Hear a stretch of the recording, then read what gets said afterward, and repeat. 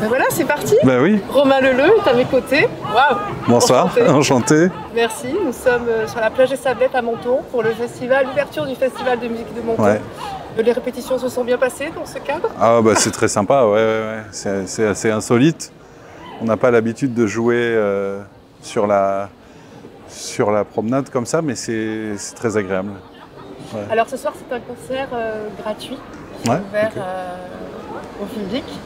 Donc tout le monde peut flâner et se poser, vous écouter.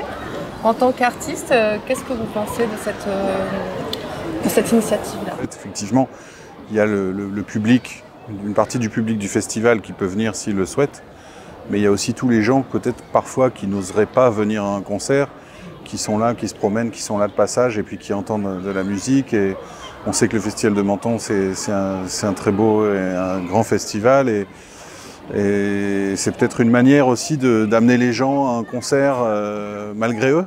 Et de ce point de vue-là, je pense que c'est intéressant. Pour nous, en tout cas, c'est très agréable.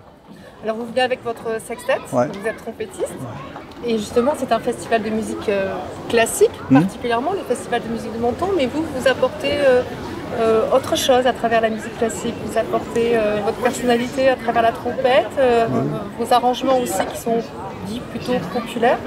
Est-ce que c'est cela qu'on pourrait... C'est l'idée. Alors après moi, on est tous les 6 musiciens classiques. Moi, j'ai la chance de jouer tout au long de l'année les concertos du répertoire, les pièces du répertoire aussi en récital, etc. Et puis aussi, cet ensemble, le Romain Leleu Sextet, c'est un projet personnel que j'ai voulu créer il y a à peu près une quinzaine d'années pour un peu pallier un certain manque de répertoire, mais surtout pour apporter quelque chose d'autre. C'est-à-dire que pour ma vie de musicien, j'avais besoin de...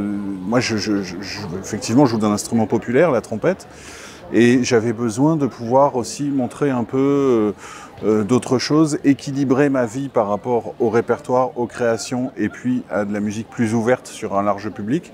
Parce qu'en fait, toutes les œuvres qu'on joue, aussi bien ce soir que dans les albums ou dans les autres concerts depuis une quinzaine d'années avec ce projet, ont été uniquement arrangées pour nous par Manuel Doutrelan qui joue avec nous, d'ailleurs, dans un des 2 violonistes. Et en fait, c'est cette collaboration aussi qui est importante et c'est cet apport, d'une certaine manière, au répertoire et, comme on l'a souhaité, assez proche des gens, assez grand public, mais tout ça avec le plus d'authenticité et de sincérité possible.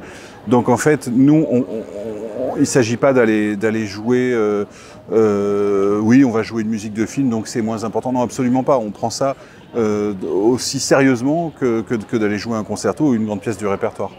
Alors là, vous ne pouvez pas être plus proche du public, finalement, c'est ça, parce qu'on a des gens derrière, devant. Ouais. Voilà, ça s'arrête, ça regarde, ça s'intéresse, on est dans la curiosité. Et en même temps, comme vous le disiez, la trompette c'était un instrument populaire, mais peu de répertoire classique est arrangé pour la trompette.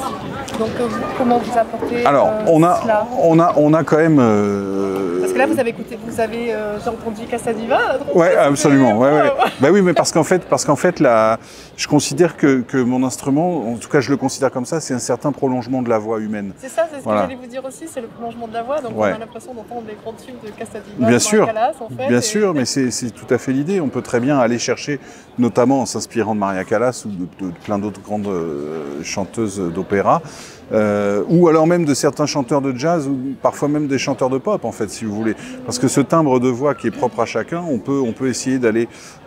pas l'imiter, mais s'en approcher d'une certaine manière, de s'inspirer de la prononciation, selon la langue utilisée, de s'inspirer de l'articulation, tout ça. Et ça, c'est une source quand même d'inspiration large en ce qui me concerne, parce que, voilà, par exemple, selon la voix, une voix féminine ou une voix masculine, on n'a pas le même timbre. Il y a une histoire de tessiture, mais une histoire de timbre, selon du lieu d'où on vient, du pays, de la culture, etc. On a chacun notre propre voix. Et je trouve qu'avec la trompette, on peut vraiment essayer d'aller creuser, d'aller chercher dans ces subtilités. Chercher l'émotion aussi. Oui, bien sûr. Bien sûr, bah oui, non, c'est clair.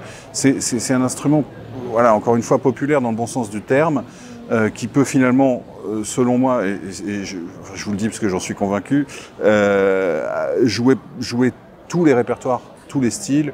Et c'est vraiment cet aspect-là qui m'intéresse et qui me nourrit au quotidien, si vous voulez. Alors avec votre sextet, vous interprétez donc la musique classique, la musique de film, la musique jazz aussi? Un petit peu, ouais. On fait parfois un peu de musique sud-américaine. Un petit peu de jazz sous forme d'hommage. Alors il y a certains musiciens de l'ensemble qui savent, qui sont aussi musiciens de jazz. Je pense à Guillaume Antonini au violon notamment, qui a toute une formation de musicien de jazz en plus de sa formation de musicien classique. Moi c'est une esthétique qui m'intéresse.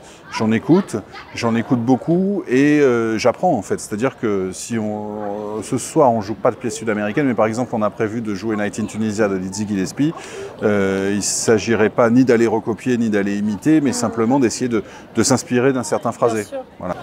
Comment vous êtes arrivé à la trompette en fait? Parce que vous faites partie d'une famille de musiciens. Ouais. Comment la trompette est arrivée à vous? Bon, j'imagine qu'on a dû vous poser 10 000 fois cette question, mais non, mais moi, en fait, c'est assez simple. Moi, je suis originaire de Lille, une région dans laquelle il y a quand même une tradition d'instruments. Ouais, absolument. Une tradition d'instruments avant qui est assez forte, qui est assez présente. Et alors ça, c'est mes parents qui me le racontent, mais quand j'étais tout jeune enfant, j'étais très turbulent. Il fallait trouver un instrument qui demande un certain engagement physique. Et la trompette en fait partie. Et donc, parce que là, c'est sage, hein. c'est parce qu'on a le concert dans 1 heure. Mais non, mais je veux dire par là qu'en fait voilà, c'est un instrument qui demande un engagement physique très important. Ouais. Et une espèce de placement et quelque chose, l'idée de canaliser son énergie en fait. Ouais, comme bien si vous placiez votre voix aussi. Absolument, c'est vraiment similaire. Il y a beaucoup de similitudes avec les chanteurs. Sauf que nous, on fait vibrer nos lèvres dans une embouchure qui se transforme et la vibration se transforme en son lorsqu'elle passe dans l'instrument. Mais voilà, et c'est pour ça. Alors comment je suis venu à la trompette? On a dévié. Je suis venu à la trompette. Donc je vous ai dit pour ça, parce qu'il fallait. Ils ont voulu, mes parents ont voulu m'inscrire à un instrument assez physique.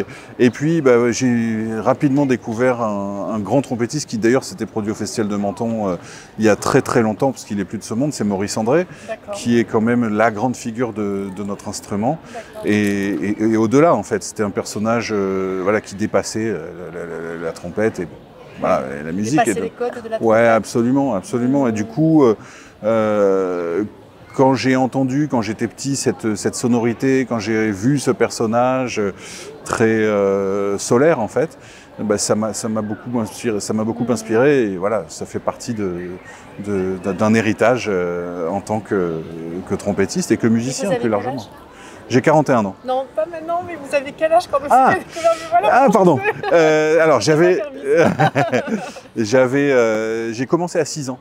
D'accord. J'ai commencé à 6 ans. C'est pas lourd pour vous? L'instrument? Oui.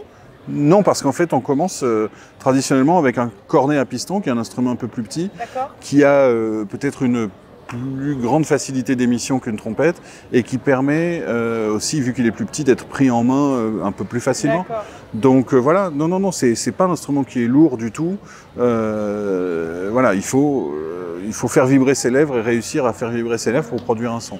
Et ça fait partie de la difficulté. C'est-à-dire sans la vibration, comme dans tout instrument, il n'y a pas de son, sauf que cette fois-ci, c'est nous qui la produisons avec les lèvres. Comment en fait on vous apprend Eh bien, on nous apprend à vibrer les lèvres, à faire vibrer les lèvres dans l'embouchure et à pouvoir essayer de trouver une vibration la plus ouais, c'est ça, ouais, et puis la plus homogène selon la tessiture, etc. Sur toute la tessiture, je veux dire.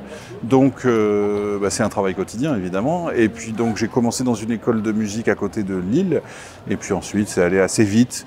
Parce que j'aimais bien ça et j'en faisais un petit peu tous les jours, quoi. Donc voilà, après les choses sont allées moins turbulent alors vous saviez... Apparemment oui, apparemment ça a canalisé d'une certaine manière mon énergie assez rapidement. Et voilà, ça aurait pu être un autre instrument peut-être, hein, mais voilà, là c'est la trompette et je regrette pas parce que c'est vraiment un instrument avec lequel on peut tout jouer.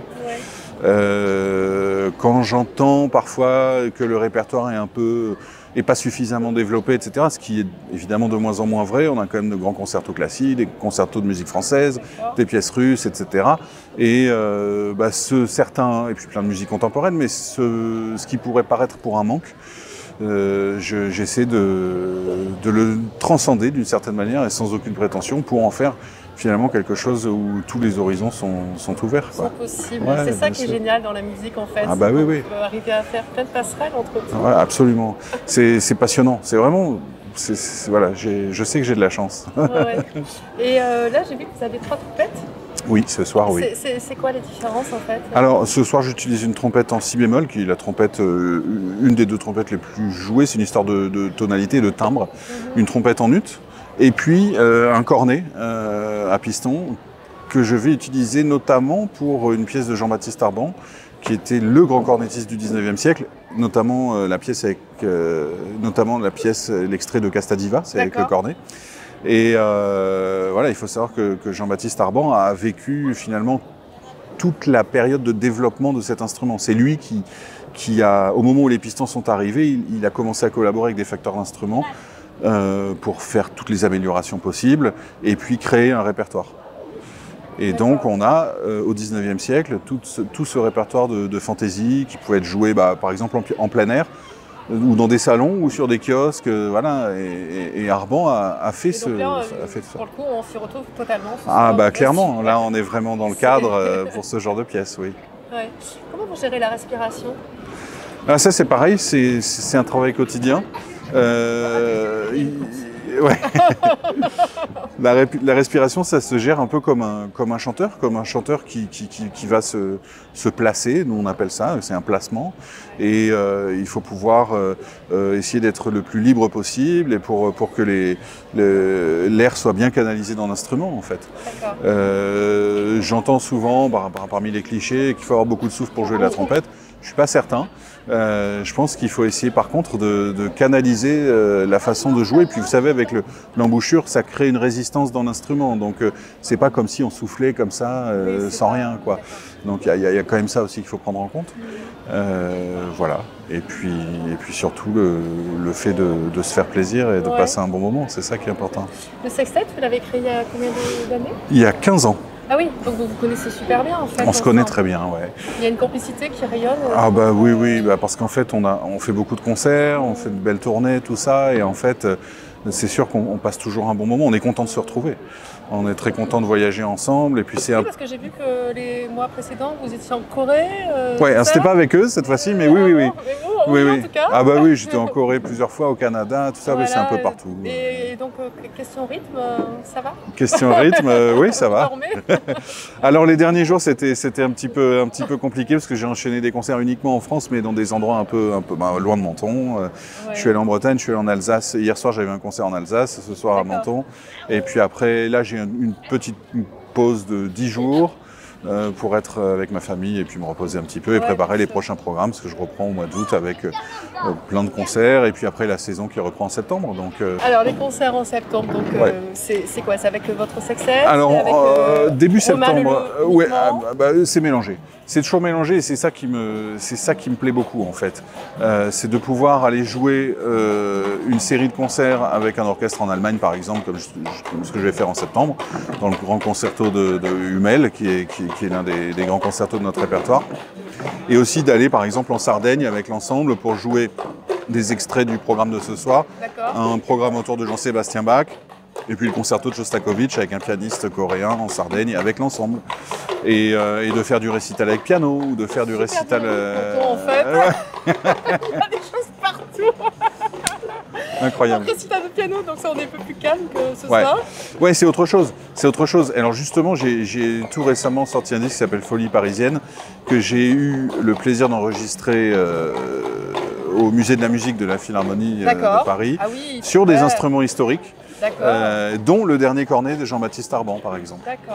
Donc ça, c'est une chance que j'ai eue parce qu'en fait, ça permet aussi de s'apercevoir, puisque la collection est très bien conservée, de s'apercevoir comment était faite la facture instrumentale au 19e siècle, comparée avec aujourd'hui. Et il y a plein de choses quand on essaie ces instruments qui s'éclaircissent finalement dans la manière d'interpréter les œuvres, etc. Et alors, vous avez envie d'aller jusqu'où alors dans la recherche, dans l'histoire?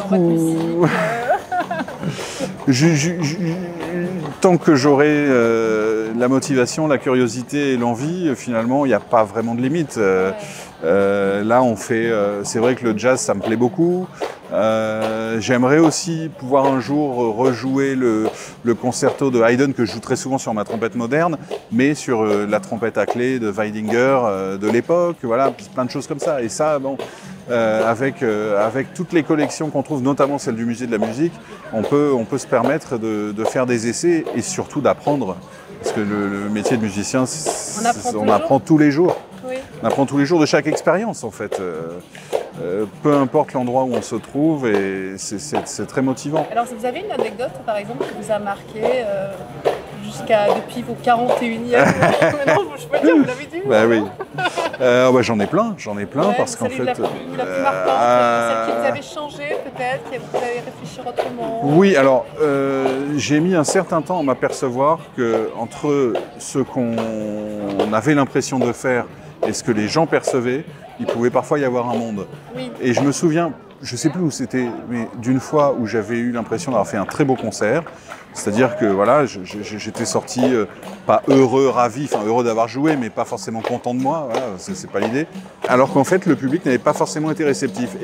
Et c'est drôle parce que j'avais mon épouse qui était dans la salle et elle me dit ouais, c'était bien, c'était intéressant. Mais voilà, et alors que moi j'avais l'impression de faire quelque chose de particulièrement grandiose. Ouais, voilà, c'est vous qui l'avez dit.